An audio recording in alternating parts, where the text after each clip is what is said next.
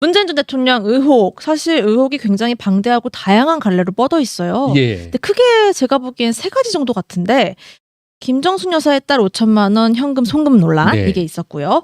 딸 다혜 씨의 제주도 별장 예. 관련 의혹이 있고요. 네. 또 하나는 전 사위가 근무하던 타이스타제 자금 관련 의혹, 이렇게로 보이는데 예. 어떤 부분부터 좀 이야기해보면 좋을까요, 여기서님? 먼저 윤건영 씨 그리고 조국 의원들을 중심으로 해서 처음에는 반박들이 있어지다가 그 후로는 지금 뭐 반박이 뚝 멈췄어요. 별다른, 그러니까 뭐 정치 보복 이런 정도의 반발? 네. 그리고 뭐 감히 제가 말씀드리자면 제가 이 자리를 통해서 이야기했던 것들이 충분한 재반박이 되지 않았나. 뭐 그렇잖아요. 네. 대개는 이제 코트라 한국무역진흥공사라고 하나요. 그곳에 가면 여러 가지 현지 투자와 관련된 여러 가지 정보들을 좀 제공을 해줍니다. 뭐 여러분들도 도움이 되실 텐데 저도 그래서 이제 코트라를 들어가 봐서 이곳에서 태국에서 금융실명제 같은 것이 시행되고 있는지 이런 걸 한번 봐봤는데 그 관련 정보는 없고 네. 다만 여러 여행 유튜버분들 네. 내지는 혹은 이제 태국 현지에 사시면서 관련 정보를 제공해주는 유튜버들은 일관되게 태국은 이 금융실명제가 시행되지 않고 있다. 그리고 이제 인상 깊었던 건 뭐 그런 부분도 있더라고요. 태국은 실명제가 시행되고 있지 않아서 네. 돈이 들어와도 이게 누구 건지를 모른다. 그래요? 네, 확인이 상당히 힘들다고 그러더라고요. 네. 네. 아. 그러면 여러분 뭐 이 방송을 지금 보고 계시는 분들이 김영삼 대통령께서 이제 금융실명제를 실시했었고 그랬죠. 그 이전에 이제 금융실명제가 실시 안 될 때를 모르시는 분들이 계시겠지만 아시는 분들도 계실 테지만 뭐 저의 사례를 한번 예를 들어보면 저도 이제 과거에 수배를 받았던 적이 있고 그러면 이제 후배들이 돈을 보내주고 해요. 근데 네. 저도 돈을 써야 되니까 그럼 가끔 통장에 보면 뭐라고 나오냐면 뭐 황신혜 아, 뭐 이렇게 황신혜 20만 원. 그게 가능했던 시기. 네. 은행에 가서 뭐라고 하냐면 저 황신혜입니다 하면서 10만 원 이렇게 송금이 가능하다는 거죠. 그러니까 후배들이 이제 장난치면서 이제 저한테 그렇게 보내줬다는 건데 그게 가능했었어요. 그러니까 결국은 돈의 출처 이게 숨기는 게 가능하다는 거죠. 네. 금융거래를 통해서도. 참. 그러니까 저는 그러면 여기에서 이 자리를 통해서 말씀드렸습니다만은 2018년에서부터 2020년까지 이 3년 동안 지금 결국은 이 3년이 문제의 포인트로 알고 있거든요. 이 3년 동안 아무 기능이 없는, 그러니까 명목상의 회사였지만 실제 수행한 기능이 없었고 실제 매출도 제로인 그런 회사에서 50억이 사라졌다라면 이게 도대체 어디로 갔냐. 네. 그리고 그간 보아온 문재인 대통령 주변의 어떤 꼼꼼한 모습으로 비춰봤을 때 그런 것들도 충분히 감안하지 않았을까. 그러니까 구멍인 곳을 가서 태국.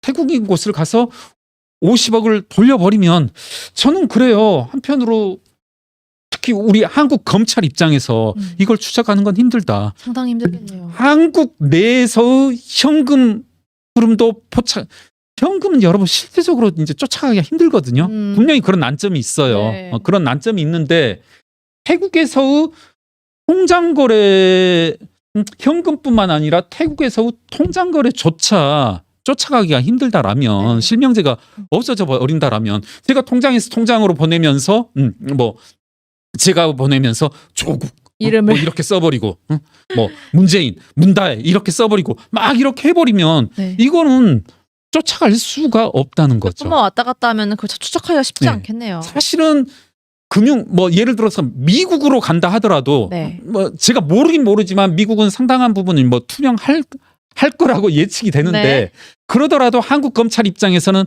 미국 현지 은행 거래에 대해서는 이거 좀 힘들거든요. 그런데 하물며 금융실명제가 실시되지 않고 있는 태국으로 가버리면 이건 참 갑갑하다. 몇몇 의원실에서 관심을 가져주고 정말 고맙더라고요. 제가 과거 문재인 정부 시절에 이스타 항공과 관련한 50억 관련한 정확히는 71억입니다. 71억의 행방들 제가 실사보고서에 기대어서 이거 좀 찾아라. 이거 횡령이다. 뭐 사실 그리고 이제 제가 알기로 이 결과도 횡령으로 나온 것으로 알고 있거든요. 이게 이제 제가 왜 굳이 탈세 제보를 했냐면 여러분 이렇게 한번 생각을 해보자고요. 김경률이 운영하는 회사에서 어느 날 20억이 묘연하게 빠져버렸어. 네. 그러면 과세 당국은 20억이 현금으로 해가지고 A, B, C, D 이렇게 거쳐갔는데 실제 기속자에게 과세해야 될 텐데 네.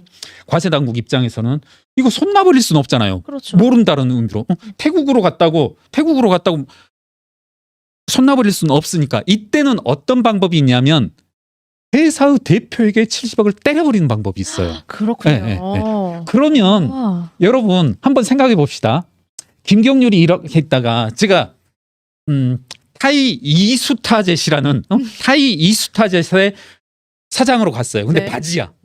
그런데 과세 당국이 70억을 때려버렸어. 70억을 때려버리면 가산세 이거저거 하면은 거의 50억, 60억 이렇게 되거든요. 네, 돼요? 네, 예. 네, 네. 그러면 자, 여러분이라고 한번 빙의를 해보세요. 바지로 타이 이수타젯의 대표로 선임이 됐는데 김경률이라는 사람이 어느 날 국세청에서 야 김경률 60억 너 세금 내 이렇게 오면은 내지는 이제 하겠죠. 응? 너 그러면 오케이 좋아 구민주 너 그렇게 계속 어디로 갔는지 너도 모른다는 거지. 그래 너도 모를 수 있어. 그러면 우리는 실제 그건 조문에 의한 겁니다. 조문 법에 다 정해져 있습니다. 그러면 너한테 60억 세금 때릴게 하면은 가만히 있을 수 없는데요? 네. 이제 어떻게 하겠어요? 역시 비슷한 상황이죠. 응? 모 은행의 창구에 5천만 원을 입금하려고 간 김정숙 여사의 친구분이 자꾸 은행에서 꼬치꼬치 물어보고 이건 누구 거냐 어디에서 났냐 그때 말씀드렸죠. 그거 다 법적으로 물어볼 수 있습니다. 예. 이럴 때 은행 바깥으로 나가서 전화를 하죠. 전화를 할 수밖에 없었겠죠. 그러면 야 너 김경률 그럼 너한테 60억 때릴게 하면은 잠깐만. 국세청 직원이 네. 나가고 난 다음에 네. 곧바로 때리진 않으니까 전화하겠죠. 네. 야 돈을 보낸 사람한테 야 나 60억 때려야 돼. 60억 맞아야 된대.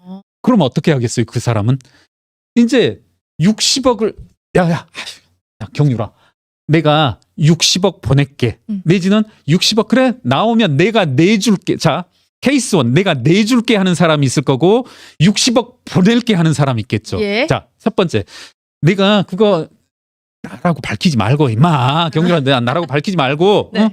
60억 그거 내가 내줄게. 그 말 믿을 수 있겠어요? 아유, 못 믿겠죠. 그런 케이스라면 그 다음날 세무서 가서 사실은 내가 아니고 그 돈 70억 진중권한테 갔습니다. 맞습니다. 하겠죠. 실제로 이런 일 많이 벌어집니다. 처음에는 의리 때문에 저는 이제 세무 대리인이니까 종종 그런 경우 접해요. 기자님 그러지 마시고 다른 사람 이야기로 그 돈 어디로 갔는지 얘기해라 하면 저는 절대 못합니다. 의리 지킵니다. 그 친구가 의리가 있습니다. 네. 하는 사람인데 한 90% 정도는 다 이야기합니다. 본인에게 그 당장 때려지는. 그렇죠. 네. 그리고 그 사람을 어떻게 믿어? 그 사람이 뭐 60억 내주겠다. 60억 꽂히지 않는 이상은 그런 경우는 있어요. 야 그러면 내가 그 60억 보낼게 하는 사람이 있어요. 왜냐하면 자기가 노출되면 안 되는 네. 거예요. 네. 그런 경우. 그러면 60억을 넣어주는데 네. 넣어주지 않는 이상은 불어야죠. 그래서 이게 A에서 B로 B에서 C로 일대가 풍비박산이 나거든요. 저는 이제 그걸 노려서 그것 때문에 제가 검찰 고발을 안 하고 탈세 제보를 했던 거거든요. 검찰 고발을 하면 뭐 백제 하고 들어 누울 수 모르니까, 있으니까. 네. 근데 사람은 돈으로 움직이거든. 이번 뭐 이렇게 뭐 그러실 리는 없지만 뭐다 하는데 항상 돈이 나오잖아요. 뭐 이번에 뭐 공천 개입이다 뭐다 할 때도 뭐 빌렸다고 하시니까 네.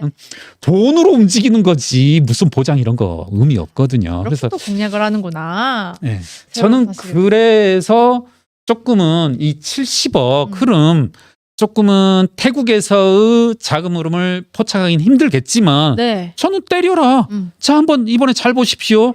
저는 아쉬운 게 이상직 씨가 타이스타젯의 실소유주라고 나왔잖아요. 네, 확실하죠. 밝혔잖아요. 그럼 이제 누구한테 때려야 돼요? 이상직한테 본인에게. 70억에 대한 세금 때리라는 거죠. 저는.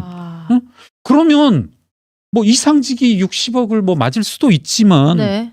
이상직 같은 분은 강직한 분이시니까 말하지 않을 건가. 예. 전 이런 식으로 좀 압박을 하라는 의미에서 탈세 제보를 했었는데 좀 그 성과는 실제 탈세 제보로 인한 성과는 미미해서 당시에. 조금 많이 아쉬웠다. 네. 그런 방법이 아직 그래도 남아 있고 아직도 있죠. 살아 있다는 얼마든지 거. 있죠. 네, 예, 말씀해 예, 주신 예. 거고요. 마지막으로 이 홍준표 시장이 또 등장하는데 문재인 전 대통령 딸한테 생활비 준 걸로 수사하는 건 좀 꼴 짭지 않냐 네. 이렇게 이야기를 했는데 이건 어떻게 해석해야 될까요? 저는 홍준표 시장께서 과거 사례가 있잖아요. 본인이 본인한테 주어진 특수활동비를 집에 갖다 준 적이 있잖아요. 아, 과거에 네. 있었습니다. 그것 때문에 그러지 않았을까. 어. 예, 예. 참 홍준표 대표님 꼴잡스럽다. 꼴잡스럽다. 아이, 여러분 특수활동비 이게 모르겠습니다. 무슨 돈인지 저는 모르겠지만 국민들 세금이잖아요. 네. 네. 그리고 이게 이 자리에서 몇 차례 말씀드렸지만 5천만 원 일지 아닐지 모르잖아요. 네. 요즘 같은 상황에서 그러니까 5천만 원이 아닌 게 이 5천만 원이 순전히 내 수중에 들어오기 위해서는 편의점은 1년 장사를 해야 되는 것이고 또 어떻게 되겠습니까? 5천만 원 저축하려면 요즘 같은 불황에는 뭐 오늘 뭐 보니까 중앙일보에서 특집도 내고 했던데 네. 녹두골목이라고 하나요? 이분들이 5천만 원 모으려면 5년 10년을 일해야 돼요. 맞습니다. 이게 그렇게 홍준표 시장에게는 우스운 금액인 건지. 꼴짭짜는지. 참 홍준표 씨 꼴잡스럽다. 꼴잡스럽다.